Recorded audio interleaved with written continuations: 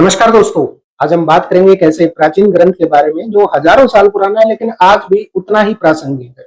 आज हम देखेंगे विष्णु पुराण के पहले चैप्टर को और समझेंगे कि ये हमारे आज के जमाने के लिए क्या मायने रखता है। और शायद आज की जनरेशन के लिए फिट नहीं बैठता क्योंकि जनरेशन का गैप बहुत बड़ा आ चुका है। मैंने पूरा चैप्टर पढ़ा है, आप लोगों को आसान और शॉर्ट में बताने की कोशिश करूंगा कि इसमें क्या कहा गया है, क्या बताने की कोशिश की गई है। कहानी शुरू होती है दो ग्रेट पर्सनैलिटीज से, मैत्रेय और ऋषि पाराशर। शायद आप सब जानते होंगे अगर इनके बारे में पढ़ा होगा तो।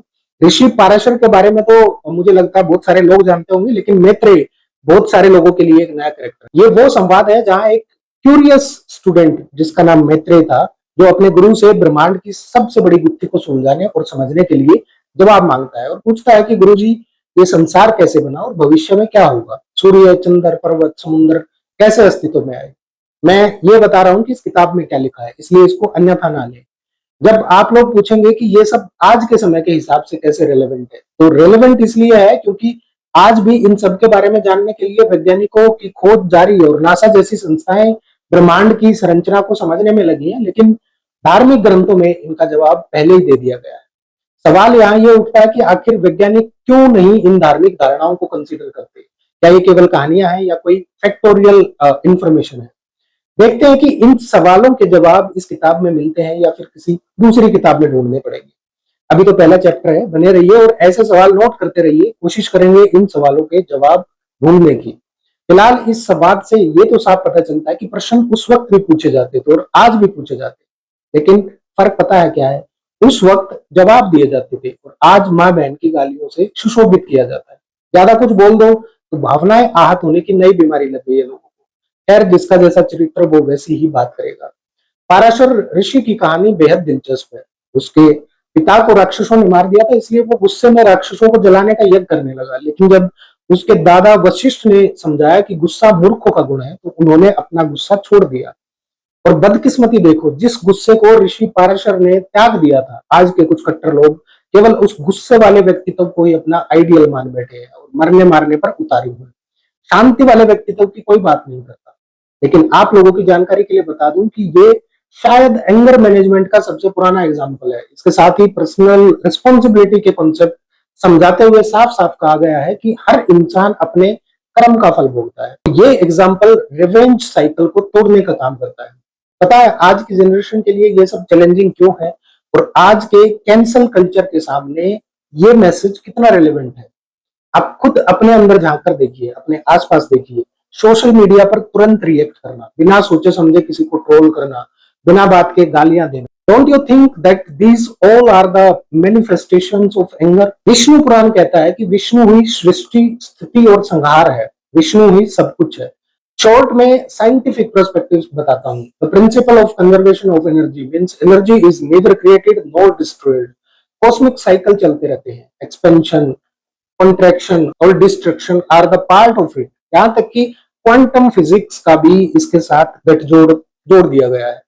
अब यहां तक तो इस किताब में बताई गई बातों से सब अग्री करते होंगे, लेकिन मुझे नहीं लगता कि इससे कोई ऐसी पाखंड वाली बात कही गई होगी इसमें, या कोई ऐसी बात कही गई है जो किसी दूसरे धर्म के लिए आपत्तिजनक हो। लेकिन अब मैं जो बात बताने वाला हूं उसको लेकर शायद कुछ लोग असहज हो जाएंगे। किताब में कहा गया है कि एक ही देवता सर्वोच्च है, लेकिन ये बात आज के समय में फिट नहीं बैठती है क्योंकि हर एक आदमी एक नए देवता के रूप को पूजता है और वो अपने ही देवता को सर्वश्रेष्ठ मानता है। ऐसे में केवल एक ही देवता के श्रेष्ठ होने की बात आज के समय में फिट नहीं बैठती। ना यकीन हो तो किसी को बोल कर देख लो, लेकिन अपने रिस्क पर। इसके अलावा एक और बात है जो आज के समय में फिट नहीं बैठती। पुराने जमाने में ब्लाइंड फेथ को इंपॉर्टेंस दी जाती थी, लेकिन आज साइंटिफिक टेम्पर की जरूरत है और ये बात फेथ वर्सेस रीजन की बहस को जन्म दे रहा है, जो कई बार हिंसात्मक रूप ले लेती है। क्रिएशन थ्योरी को लेकर भी बहुत सारे सवाल खड़े हो चुके हैं, क्योंकि पुराण में बताया गया है कि सबसे पहले सब जगह पानी ही पानी था, फिर एक अंडा निकला जिसको ब्रह्मांड कहा गया और उसी अंडे में से विष्णु ने सृष्टि की रचना की। मतलब सब कुछ एक अंडे से शुरू हुआ। ये भी ठीक है। अब अगर विष्णु की थ्योरी को मॉडर्न साइंस से कंपेयर करें तो कुछ मिला जुला सा कॉन्सेप्ट सामने आता है। बिग बैंग थ्योरी, जिसमें दावा किया गया है कि लगभग 13.8 अरब साल पहले ब्रह्मांड एक छोटे से बिंदु के रूप में सिमटा हुआ था। उसके बाद एक बड़े धमाके, विस्फोट के साथ ये फैलना शुरू हुआ, जिससे आज का विशाल ब्रह्मांड बना।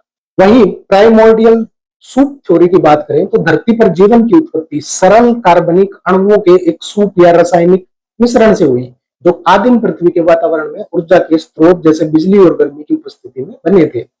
इस सिद्धांत को पहली बार सोवियत वैज्ञानिक अलेक्जेंडर ओपेरियन और ब्रिटिश आनुवंशिकविद जॉन होल्डर ने 1920 के दशक में प्रस्तावित किया था। वही मल्टीवर्स थ्योरी, जो कि एक वैज्ञानिक परिकल्पना है, इसके अनुसार हमारा ब्रह्मांड अकेला नहीं है, बल्कि ऐसे अनगिनत ब्रह्मांड एक साथ मौजूद हैं, जिन्हें सामूहिक रूप से मल्टीवर्स कहा जाता है।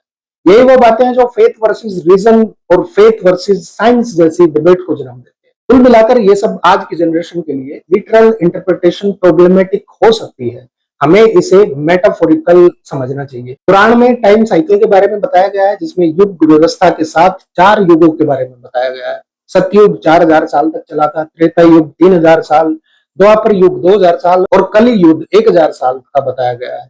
युगों को लेकर जहां तक मुझे समझ आ रही है, कुछ एक डिसएग्रीमेंट्स है लाइनियर वर्सेस साइक्लिक टाइम को लेकर, क्योंकि मॉडर्न साइंस में टाइम लाइनियर है, साइक्लिक नहीं है। मॉडर्न डिक्लाइन थ्योरी भी सामने आ रही है, जो कह रही है कि कली युग में सब कुछ बुरा है। स्टेटमेंट थिंकिंग प्रोसेस को डिस्करेज करने का काम करती है।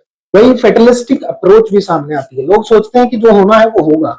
ये एटीट्यूड इनोवेशन और इंप्रूवमेंट को रोकने का काम करता है, क्योंकि जब तक आप कर्म नहीं करोगे आपको फल नहीं मिलेगा, चाहे कितनी भी भक्ति कर लो आप। और भी कई बातें हैं जो आज के एनवायरनमेंट में फिट नहीं बैठती, जैसे वर्ण व्यवस्था। हालांकि इसके बारे में डायरेक्ट मेंशन नहीं है कहीं भी, लेकिन बाद में ये कास्ट सिस्टम का एक मजबूत बेस बना। महिला को प्राइमरली माता पत्नी के रूप में देखना, जो जेंडर बाइसनेस को जन्म देता है। ब्लाइंड ओबीडियंस का कल्चर, यानी गुरु को अनक्वेश्चनेबल मानना कि भाई गुरु ने जो कह दिया वो सब ठीक है और सत्य है। ऐसे लोगों को आज अंधभक्त कहा जाता है। आज के समय में अंधभक्ति की नहीं बल्कि क्रिटिकल थिंकिंग की जरूरत है। इस वीडियो में मैंने जो कुछ भी बताया है उससे पता चलता है कि युवाओं को क्या सीखना चाहिए। मैत्रेय की तरह क्वेश्चंस पूछना, चीजों के बारे में जिज्ञासा रखना और तार्किक बात करना, ना कि अंधभक्ति और गुरु ने जो कह दिया वही सब सही है।